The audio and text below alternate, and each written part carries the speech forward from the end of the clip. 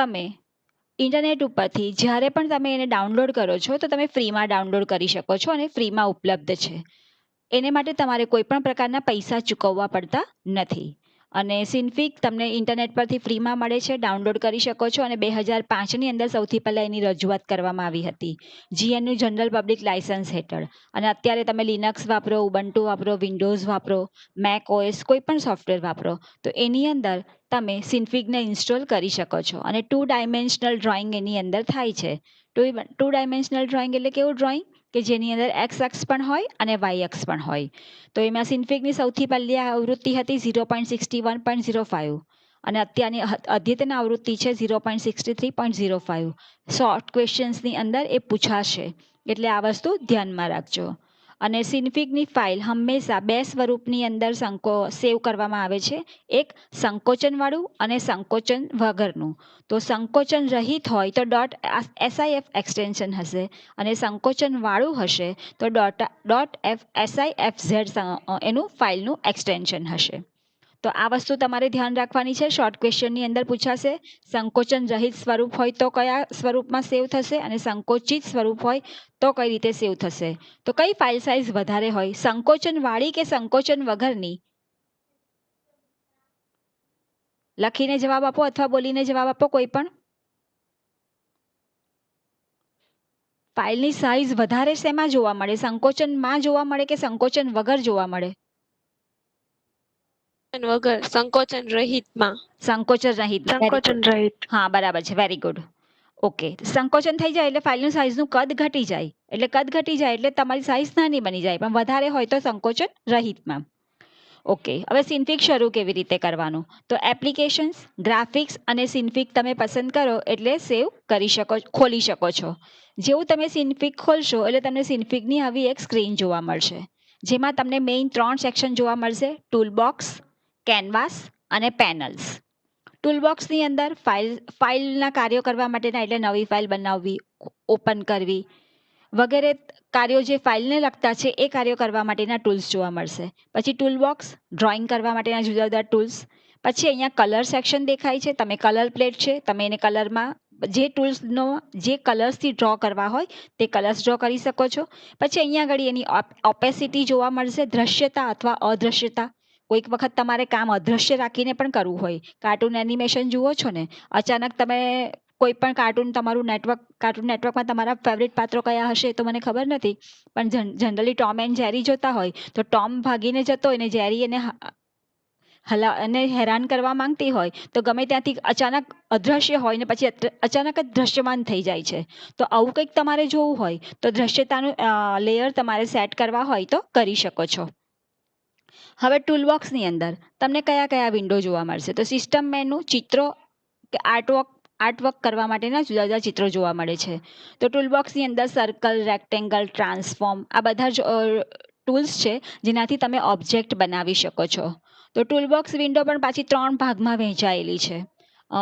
3 upper level, middle level અને bottom level. તો upper લેવલની અંદર અપર લેવલ પ્લેટ કઈ કઈ છે? તો અહીંયા આગળ તમને સ્ક્રીન ઉપર દેખાઈ જ રહેલી છે અપર પેલેટ. તો અપર પેલેટની અંદર ફાઇલ્સના કાર્યો કરવા માટેના અંદર જુદા જુદા ટૂલ્સ હોય છે. નવી ફાઇલ બનાવો, બનાવેલી ફાઇલ ઓપન કરો, એ સિવાય સેવ ઓલ, સેવ કરવું હોય તો કરી શકાય છે. તો આ બધી વસ્તુ તમને એની અંદર જોવા મળે છે અપર પ્લેટની અંદર. મિડલ પ્લેટની અંદર બધા ટૂલ્સ દેખાય છે. ટ્રાન્સફોર્મ ટૂલ છે, સર્કલ ટૂલ છે, રેક્ટેંગલ ટૂલ છે, સ્ટાર ટૂલ છે, ગ્રેડિયન્ટ ટૂલ છે. આનો થોડો ઘણો ઉપયોગ તમને ગયા વખતે મેં તમને ડ્રો કરીને બતાવેલો હતો. આજે ફરીથી પાછું આપણે જોઈ લઈશું. આ જરા ઓવરઓલ વ્યૂ તમે જોઈ લો, પછી તમને હું સિન્ફિકના બધા ટૂલ્સની ફરીથી પ્રેક્ટિસ બતાવી દઉં છું. અને લોઅર પ્લેટની અંદર કલર તમે ચેન્જ કરી શકો છો, ફોરગ્રાઉન્ડ કલર અને બેકગ્રાઉન્ડ કલર. તો ફોરગ્રાઉન્ડ કલર અત્યારે રેડ છે અને બેકગ્રાઉન્ડ કલર વ્હાઇટ છે. તમારે અદલા બદલી કરવી હોય તો કરી શકો છો. અને એ સિવાય ઓપેસિટી સેટ કરેલી છે. હવે ઓપેસિટી એટલે શું? તો દ્રશ્યતા કે અદ્રશ્યતા એ પણ તમે ચેક કરી શકો છો. તો સૌથી નીચેની પ્લેટનો ઉપયોગ છે ને તે તમારે માટે સૌથી વધારે અગત્યનો છે. અને એની અંદર સૌથી પહેલાં આવે છે ફોરગ્રાઉન્ડ ને બેકગ્રાઉન્ડ કલર. અહીંયા દેખાય જ છે ફોરગ્રાઉન્ડ કલર ને બેકગ્રાઉન્ડ કલર. અત્યારે તમને રેડ અને વ્હાઇટ દેખાઈ રહેલો છે. અને ફિલ કલરની અંદર પણ આમાંથી જ કલર્સનો ઉપયોગ કરવામાં આવે છે. પછી બ્રશની સાઇઝ તમે નક્કી કરી શકો છો. અત્યારે બ્રશની સાઇઝ તમને 1 પોઈન્ટની દેખાય છે. તમે એને વધારે ઓછી કરવી હોય, જાડું પાતળું બ્રશ કરવું હોય તો કરી શકો છો. બ્લેન્ડ મેથડ એટલે તમારે માટે જે કોઈ રચના કરે છે, લેયર્સ બનાવવામાં આવે છે તેને માટે હોય છે. એનો ઉપયોગ આપણે ફરી પછી આગળ જોઈશું. ઓપેસિટી દ્રશ્યતા દેખાય છે, કોઈ પણ લેયર તમને દેખાય છે તો એની કિંમત 1 છે. અત્યારે દ્રશ્યમાન છે તો એની કિંમત 1 છે અને જો 0 હશે તો એ વસ્તુ તમને દેખાશે નહીં. પછી ઇન્ટરપોલેશન વે પોઈન્ટ એક વધારાનું એક પ્રાચલ છે કે જે બદલાવની પદ્ધતિ નક્કી કરે છે. After that canvas. કેનવાસ તો હવે તમે બધાએ જોઈ જ લીધું છે, ગયા પીરિયડમાં બતાવેલું જ હતું. એક આખું બોક્સ ટાઈપનું ચેકર બોક્સ ટાઈપનું આખું એક પેજ જ છે, વર્ક એરિયા છે કે જેની અંદર તમે ચિત્રો ડ્રો કરી શકો છો અને ટૂલ્સનો ઉપયોગ પણ કરી શકો છો. ગ્રે કલરનો સેક્શન છે એની અંદર. હવે એમાં પાછું બીજું કેનવાસની ઉપર એક નાનું કેરેટની નિશાની હોય છે. અહીંયા તમને કેરેટની નિશાની આ કોર્નર પર બતાવેલું છે ને અહીંયા લખેલું પણ છે કેરેટ, ત્રિકોણાકાર નિશાની, એને કેરેટ કહેવામાં આવે છે. તો કેરેટની નિશાનીને મદદથી અંદર બધા જુદા જુદા મેનુ તમને જોવા મળશે. એટલે અહીંયા આગળ સિન્ફિગમાં 2 પ્રકારના મેનુ હશે. એક મેઇન મેનુ બાર પણ જોવા મળશે અને કેરેટ પર ક્લિક કરશો તો એનું પાછું અલગથી બીજું મેનુ બાર પણ જોવા મળશે. પછી છે પેનલ્સ. જુદા જુદા પ્રકારની પેનલ તમને જોવા મળશે. તો એની અંદર લેયર, પેરામીટર, હિસ્ટ્રી આવી બધી પેનલ તમને જોવા મળશે. તો એમાં તમને અહીંયા આગળ પેનલનું આખું ચિત્ર બતાવેલું જ છે. નેવિગેટર, કયું ચિત્ર ક્યાં છે, કયો આઇકોન ક્યાં ડ્રો કરેલો છે એ તમને દેખાશે. પછી એ આઇકોન વિશેની તમને ઇન્ફોર્મેશન જોવા મળશે. પછી પ્લેટ એડિટર તમને જોવા મળશે. પછી ટૂલ્સના જુદા જુદા ઓપ્શન્સ માટેની પેનલ જોવા મળશે. કેનવાસનું બ્રાઉઝર જોવા મળશે. હિસ્ટ્રી પેનલ, તમે પહેલાં સર્કલ ડ્રો કરેલું કે રેક્ટેંગલ ડ્રો કર્યું હતું, પછી તમે ગ્રેડિયન્ટ ટૂલનો ઉપયોગ કર્યો હતો કે પછી ટ્રાન્સફોર્મ ટૂલનો ઉપયોગ કર્યો હતો, એની આખી હિસ્ટ્રીની પણ અહીંયા નોંધ કરવામાં આવશે. પછી લેયર્સ પેનલ હશે કે જેમાં તમે જેટલા આઇકોન્સની અલગ ટૂલ્સનો ઉપયોગ કરીને લેયર્સ ડ્રો કરેલા હશે એ બધા લેયર્સ તમને અહીંયા દેખાશે. અને તમે ગ્રુપ બનાવેલું હશે કોઈ તો ગ્રુપ પણ તમને અહીંયા જોવા મળશે. તો આ આખી જે પેનલ છે બધી જુદી જુદી અલગ અલગ પ્રકારની એ પેનલની અંદર એની તમે જે રીતે ટૂલ્સ પસંદ કરતા જશો એ ટૂલ્સની પ્રોપર્ટીઝ પ્રમાણે તમને એના જુદા જુદા ઓપ્શન્સ અહીંયા જોવા મળશે. તો એ શિરોલંબ ગોઠવાયેલી હોય છે. આ પેનલ વર્ટિકલ ગોઠવાયેલી હોય છે. હું તમને પાછી સિન્ફિગની સ્ક્રીન ચાલુ કરીને ફરી બતાવી દઉં છું, પણ અત્યારે તમે ઓવરઓલ ખાલી એનો સમજ કેળવી લો. પછી નીચે ટાઈમલાઈન વિન્ડોમાં એટલે કે સમક્ષિતિજ ગોઠવાયેલી પેનલ એટલે કે આડી ગોઠવાયેલી હોય છે, કારણ કે આ સમય આધારિત ટૂલ છે અને સમય આધારિત ટૂલ્સની અંદર હંમેશા ટાઈમલાઈન પેનલ તમને જોવા મળશે જ.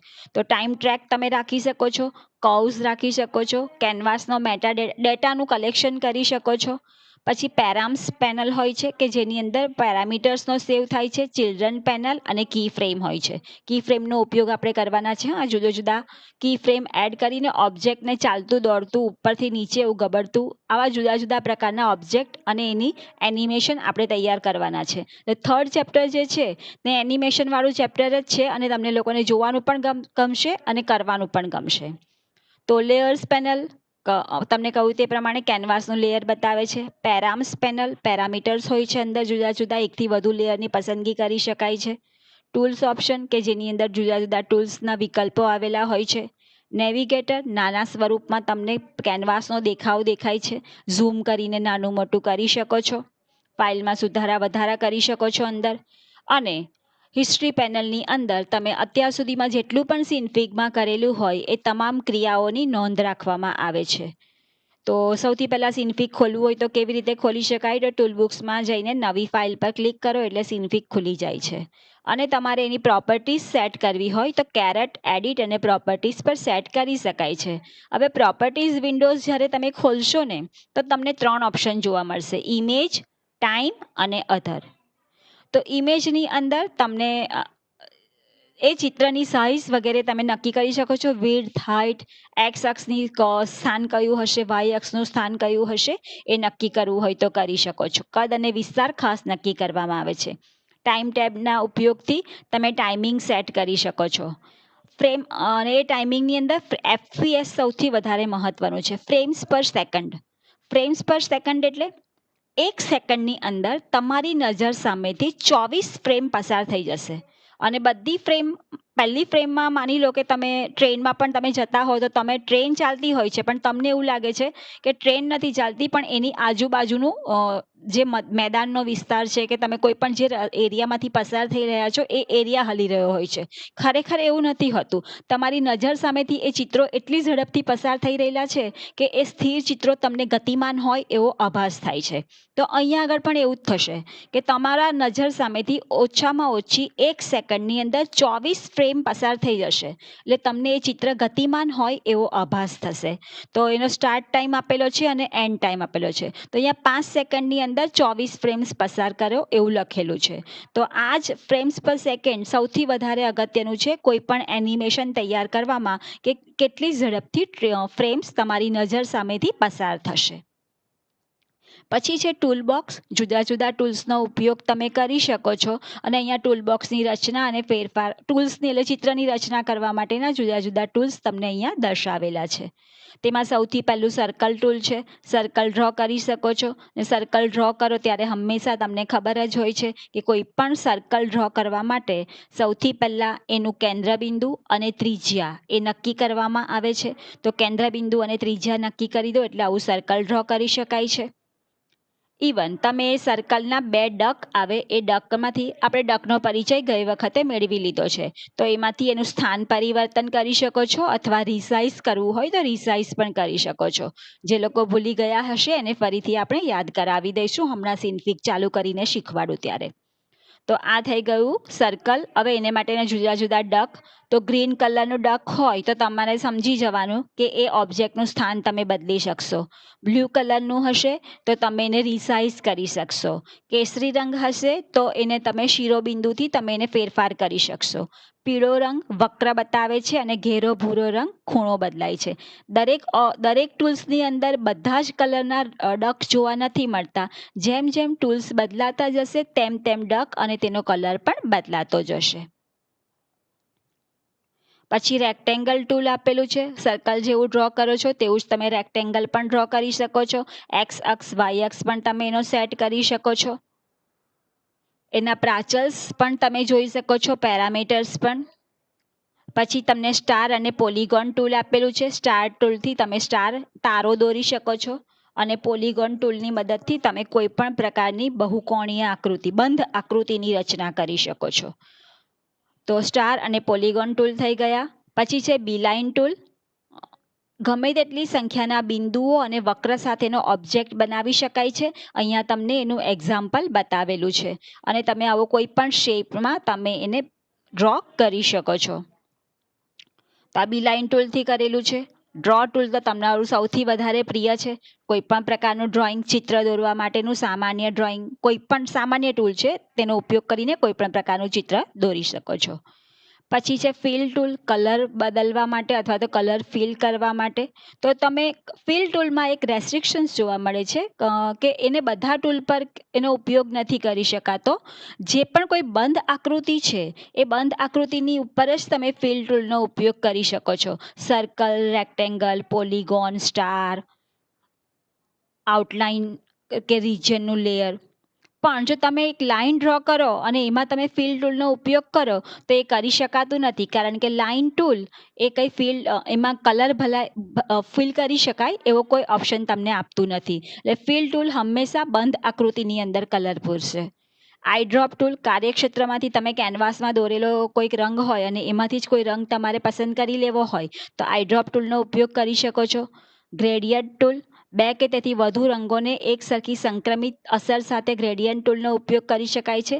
4 પ્રકારના ગ્રેડિયન્ટ છે. લિનિયર, રેડિયલ, કોનિકલ અને સ્પાઇરલ. આ ચારે 4 ગ્રેડિયન્ટ ટૂલનો ઉપયોગ અત્યારે હું તમને હમણાં સિન્ફિક ચાલુ કરીને બતાવું છું. લિનિયર એટલે સીધી લીટીમાં ટ્રાન્ઝિશન દેખાય છે. જુઓ 2 કલર છે અને વચ્ચે એક સીધી ઊભી લીટી છે અને બંને સેક્શન અલગ અલગ પડી ગયા છે. રેડિયલ સર્કલની અંદર વર્તુળની અંદર તમને એની ટ્રાન્ઝિશનની અસર જોવા મળે છે. કોનિકલ શંકુ આકારના શેપની અંદર તમને જોવા મળે છે.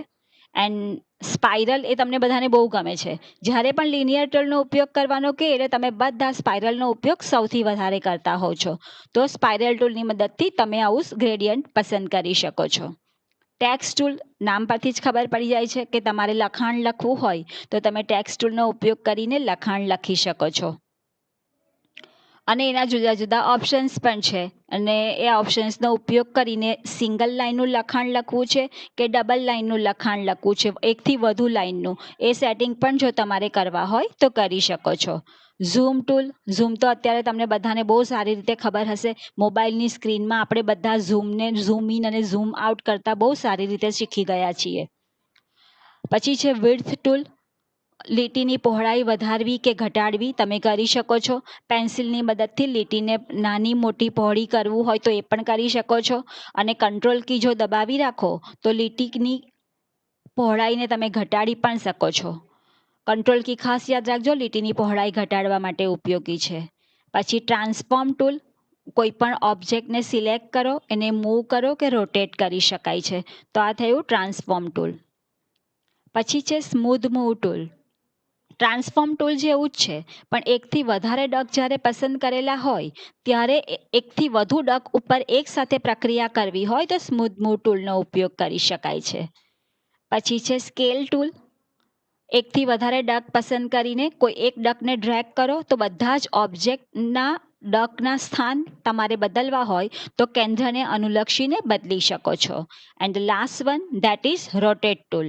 રોટેટ ટૂલ તમારે કોઈ પણ એક ડકને ડ્રેગ કરો અને ઓબ્જેક્ટને રોટેટ કરવો હોય તો કરી શકાય છે. તો અહીંયા આગળ આપણા જેટલા પણ ટૂલ્સ છે સિન્ફિગના એનો પરિચય પૂરો થાય છે.